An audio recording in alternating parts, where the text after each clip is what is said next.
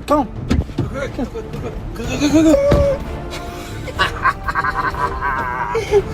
Finally, we found one. Oh, dang it, it's one ply. Oh well, no more finger wiping today. Do we have to? You know the rules, Josh. I didn't see that many people. You saw someone. Fine. Hold your nose. Do it. Ugh. Mountain fresh. Now we're safe. Hey guys, it's only been a week since we talked to you last time, and things have gotten crazier in that week. Every hour, new regulation, new alert on your phone, new liberties being taken away. It's getting crazy, and we just want you to know, in the week that we talked to you last, God hasn't changed. What?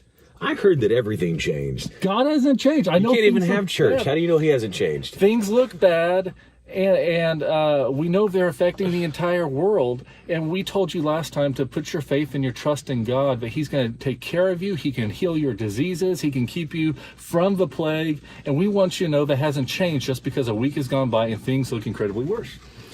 There's a temptation when the world around you all collectively begins to do something. And all of a sudden, there's that part of you that says, is this right? It feels right. Everybody's saying it's right, but I'm not 100% sure. And we're in these kind of times right now where if you even suggest an alternative or question what's being said with all these different suggestions, you're not just a heretic at this point. They're going to tar and feather you and run you out of town. It's dangerous. You have many people losing their jobs. We understand how everybody's hurting. Hundreds and thousands of people are losing their jobs because you have these essential and non-essential businesses, and the non-essential have to close down. That kind of reminds me a little bit of Nazi Germany.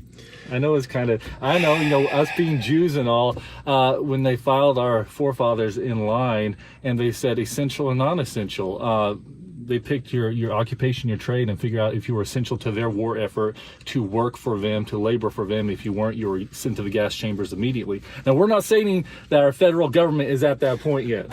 I hope we're not saying there. We know everybody is working in our best interest. They're trying to halt the plague. We're just noticing that in the name of good intentions, little by little, our liberties are being stripped away. One of the things you'll see throughout history is that in any time period when a liberty was stripped away or removed, it was not readily given back. That's right. And a lot of us probably have the belief that one day we're going to wake up and they're going to announce in the news that, martial law. No, past the martial law.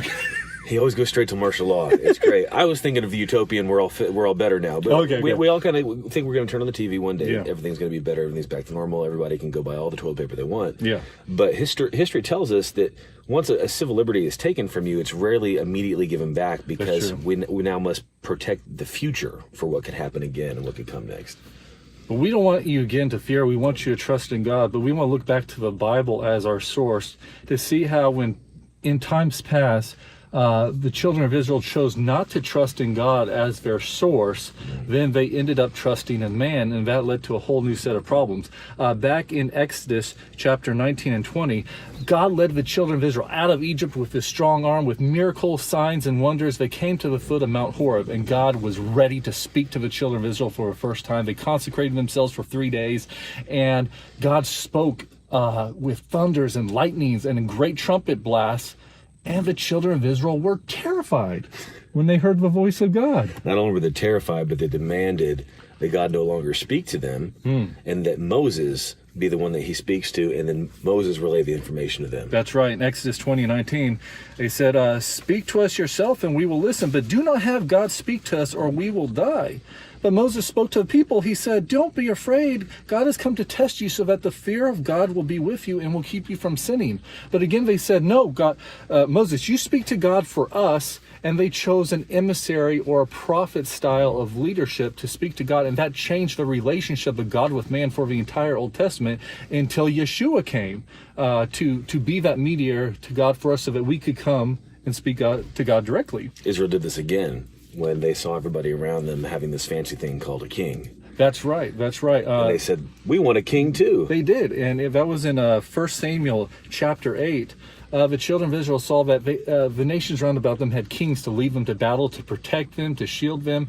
And instead of trusting in God, they came to Samuel and said, give us a king. Well, Samuel was upset. He went to the Lord, and the Lord said to him, Samuel, listen to all that the people are saying to you. It is not you they have rejected, but they have rejected me as being their king.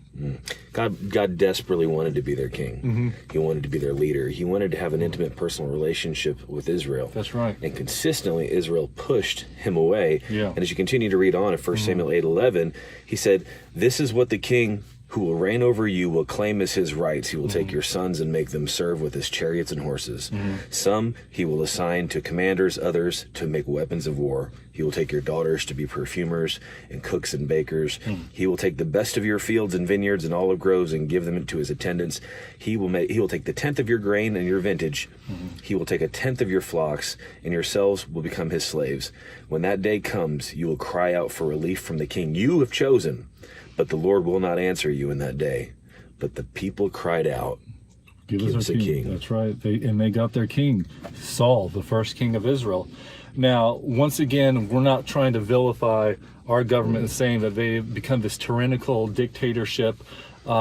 We just want you to take what is going on in the world today as your example to look to God for your source, knowing that no matter all that they're doing, isolating us and these, home quarantines and everything, it's still not killing the virus, because man cannot stop the virus. Only God can stop the virus. He is our source. This is not a call to civil unrest. It's not a call to disobeying your authority. We know what the Bible says about submission to authority and whatnot. But the Bible also doesn't tell you to be a blindless follower either. Yeah. And the whole point is that Yeshua has given you the authority over diseases, over plagues and famines. We told you all the verses in our last episode in Psalm 91 and all the other chapters that talk about how nothing can come against you and rise against you in this time where the government is doing their best job in the natural to try to find a way to stop the spread of this virus. We have the authority in the supernatural to speak to it and command it to die, to command it not just to die and to protect your family, but we're talking on a global scale. We don't want it anywhere. That's right. It's time for us as believers to gather together in authority, in unity, and to speak to this and to say in the name of Yeshua, every knee must bow and every tongue must confess. It has a name, COVID-19. COVID-19, you must bow your knee to the name of Yeshua. That's right. You must wither and die and affect no one from this moment forward. This is the call that the Holy Father would send us to do today. So we need to pray for our leaders to make correct decisions, not to make decisions out of fear, and that when this is all past, to return our liberties and our freedoms back to us that have been taken away. We need to pray for our neighbors, those who have lost their jobs, and do whatever we can, even in the natural, to give, to help, to share, to provide for us, and be Yeshua to them, just as he's called us to do. Remember, standing in love is not about being a pushover either. Just like the parable of the unjust judge, when we know what is right, we don't just sit there and take what is wrong. We can stand in love and say, look, I'm not giving in to fear. I'm gonna do these things that I'm being ordered to do, but I'm gonna spread the truth of the good news of Jesus Christ, and that is that this virus has to bow. So we love you guys. We want to continue to encourage you and to be vigilant in prayer, and to be vigilant in your hearts, not to give any leeway to the enemy, because when you function in fear, that creates an open door in your life for the enemy to afflict you, steal, kill, and destroy you. And Galatians 5:1 says, it is for freedom that he has set us free. And to stand firm and be not entangled again in the yoke of bondage. We're not saying, oh, that's a great sin that you have committed. No, that is for you to stand firm in faith, knowing that your God loves you, that he has your best interests at heart, that he has given you authority over all works of the enemy, that includes sickness, and he has your best interests at heart. Things are turning around for you. Things good things are happening. We just got to expect it and believe it, don't we, Josh? And stop rummaging through gas stations taking till. I have a receipt for this. Okay, that was just to make you laugh. I didn't steal. We were pretending. Don't turn me in. No toilet paper was stolen in the Nothing. making of this video. Good friends with that gas station. I pay them cash money every time for everything. Thank you, guys. Join us next time. I hope so.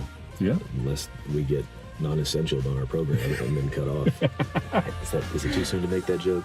I'm sorry.